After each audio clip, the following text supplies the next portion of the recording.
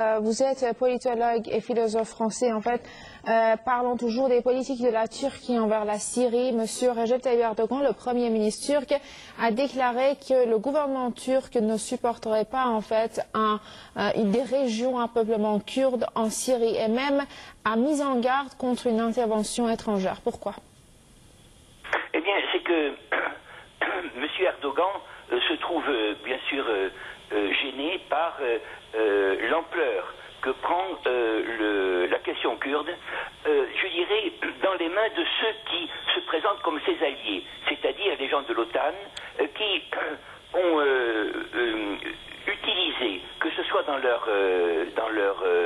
guerre en Irak, que ce soit aujourd'hui dans la guerre contre la Syrie, la question kurde comme, disons, un moyen de pression sur l'État national et, disons, comme une sorte de moteur de désagrégation en leur faveur.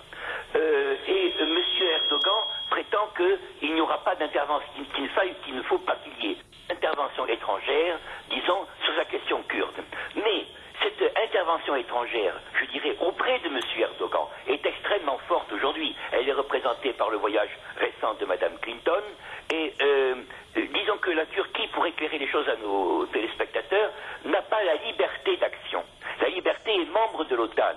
La Turquie est donc obligée de suivre les instructions de ceux qui l'encadrent. Voyez-vous, on représente la Turquie qui est un État fort, qui est en effet un État développé économiquement, un État qui est en progression, on le présente comme un État indépendant sur le plan politique. C'est là une erreur.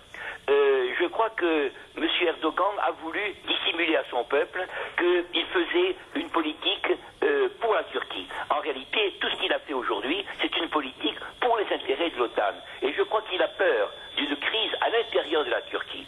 Je crois que, vous savez, le peuple kurde, la population kurde, est divisée en Irak. L'influence politique sur la région de Mossoul est faite de gens qui sont souvent très proches, par exemple, dit-on, de milieux israéliens. Mais on ne peut pas non plus juger les aspirations du peuple kurde sur les intrigues qui sont faites, voyez-vous, sur son dos souvent.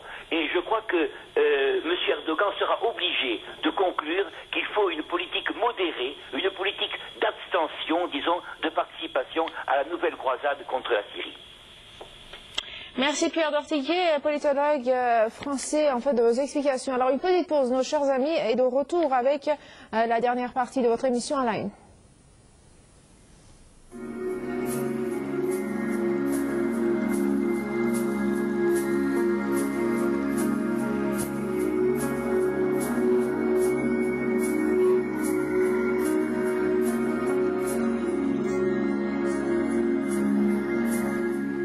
Merci de votre compagnie. Alors, pour la dernière partie de cette émission, on va poser la dernière question à Monsieur Pierre d'Ortiguet, politologue français.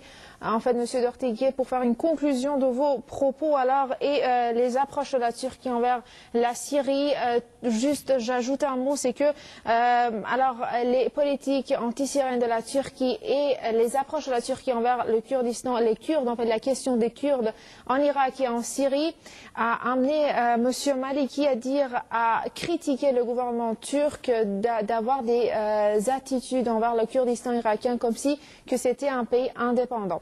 Alors, j'entends votre dernier mot.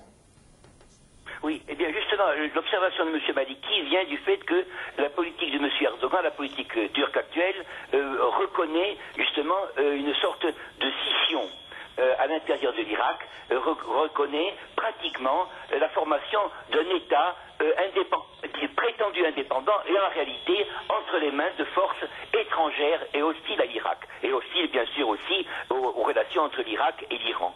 Je crois que le peuple kurde, malheureusement dans son histoire, pour dire brièvement, n'a jamais été, disons, à même de prendre son destin en main. Il a toujours été, disons, ballotté entre des influences étrangères. Et je crois que l'occasion même de la mise en évidence des intrigues étrangères devrait permettre justement une nouvelle orientation politique au mouvement kurde. Je peux signaler une dernière chose, c'est que, qui a été dit par votre invité, c'est que les Kurdes en Syrie n'ont jamais posé de problème. Et la Syrie est un État pluriethnique qui est unie par nécessité et disons le résultat de cette union qui est la formation de l'État syrien, surtout depuis 1970, son renforcement, disons, a produit des résultats. Et je crois que nous assistons aujourd'hui à une politique de désagrégation du Kurdistan et, disons, en utilisant des influences nocives à l'intérieur du Kurdistan même, voyez-vous.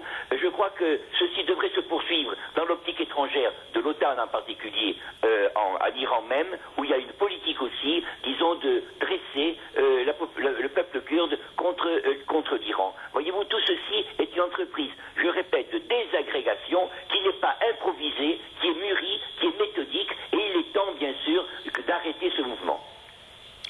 Merci infiniment de vos explications, de votre participation à cette émission. Monsieur Pierre d'Ortiguier, politologue français, merci beaucoup.